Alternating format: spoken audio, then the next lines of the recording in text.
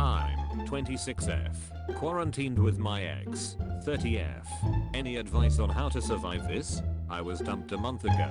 We still lived together because we had just signed a lease together. I was supposed to move out next month, but everything has fallen through because of the virus. Our town has everyone self-quarantined to fight the virus, which leaves me stuck at home with her all day.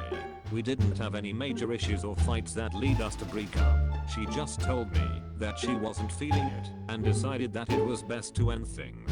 I was very hurt, but I love her and care for her, so I chose to support her in her decision. Even though it hurt me, I've spent a lot of time apart from her, staying with friends and family, and going to the gym a lot, but now none of those things are an option. We hang out and talk and we get along, but sometimes it just fucking hurts to be near her. I love her and thought we would be together for a long time. I saw her as my future wife, and she led me to believe that she felt the same. Recently it's just been extra painful because I don't have an escape. We don't have roommates, so I have to hang out with her and talk to her. I spend as much time by myself as possible to balance it out though, but I'm in so much pain. How do I get through this? Establish boundaries with one another and communicate if something is making you feel uncomfortable. Explain to her why you feel the way you feel. Distance yourself if you feel uncomfortable/hurting when you're around her. These are weird times, full of stress and uncertainty. Your situation isn't ideal and the current virus pandemic isn't helping. I urge you to communicate with one another and establish boundaries/rules. As I see it, it's the logical way to avoid awkwardness/hurting. It'll be beneficial for both parties. Good luck. Recently heartbroken here, sending a hug. I'm sorry that you are in this situation. I can only imagine how painful it must be to be so close to someone you are still in love with. The other two comments already make great suggestions, so I'll add if you can. Maybe use this time to learning a new skill or new hobby. Something that you cannot connect to the ex once this has eased up and you can physically get away. One of the painful things has been the reminders of things we did together, so by creating new activities that are yours alone, maybe it will help to ease the pain and physical closeness of being around the ex. Good luck and stay strong op. Talk to family or friends on the phone or video chat with them. That could be one way you can still have interaction with humans without it solely being your ex you're talking to. I hope things get easier for you soon. I can't imagine what you're going through right now.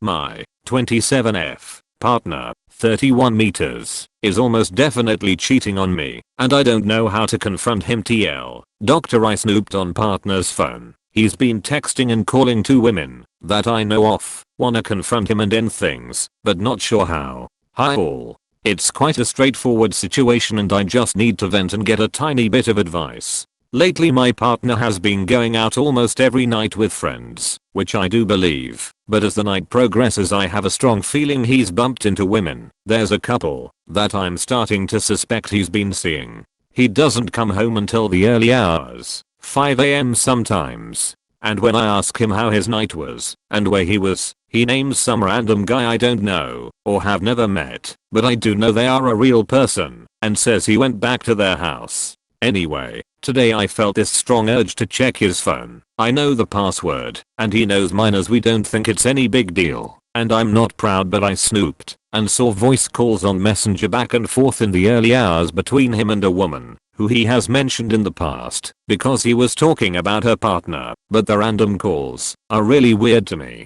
There was also messages asking each other if they were out, and one message from her that said you coming up XX at like 2 AM, and one from him saying taxi booked. I also saw some messages which looked harmless enough. I should say I didn't get much of a chance to look as he was only gone for 5 minutes, but the last few messages were from him talking about our relationship and how we are not really together. We just share a bed and do our own thing at the weekend. And this may sound silly, but now I feel weird sharing a bed with him, and I don't wanna sleep here. Anyway, she replied with a WW, but I bet you love each other though. He replied, it's just habit now. Really? Really pal? 10 years of choosing to spend my life dealing with his bullshit, supporting him through health problems and family loss has become a habit? Nice. Anyway, I just got a chance to see that his last messages to this girl were delete these messages. I don't want them ending up in the wrong hands and getting blackmailed.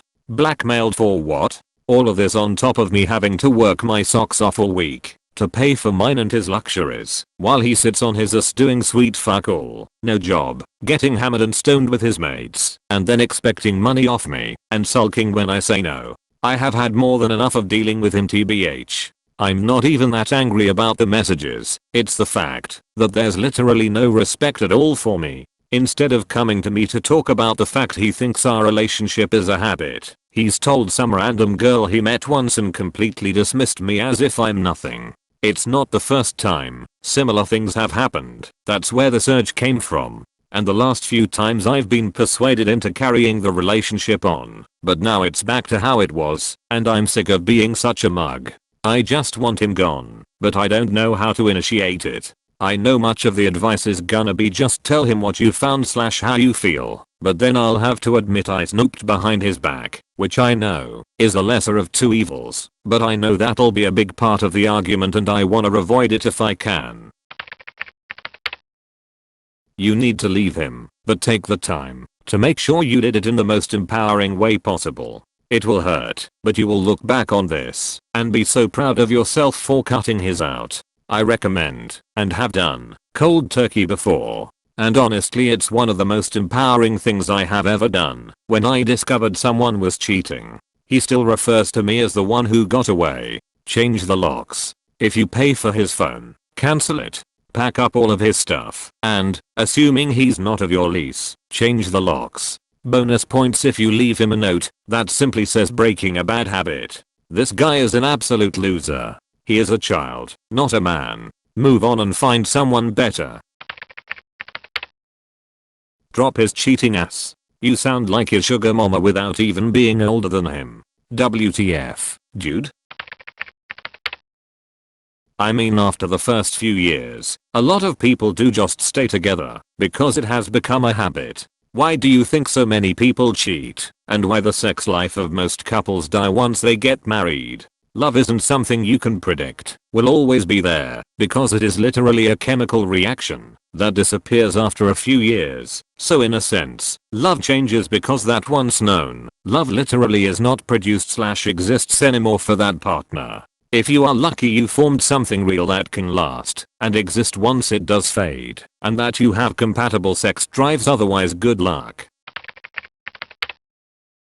Stuck living with ex and need to vent. My ex and I broke up 2 months ago.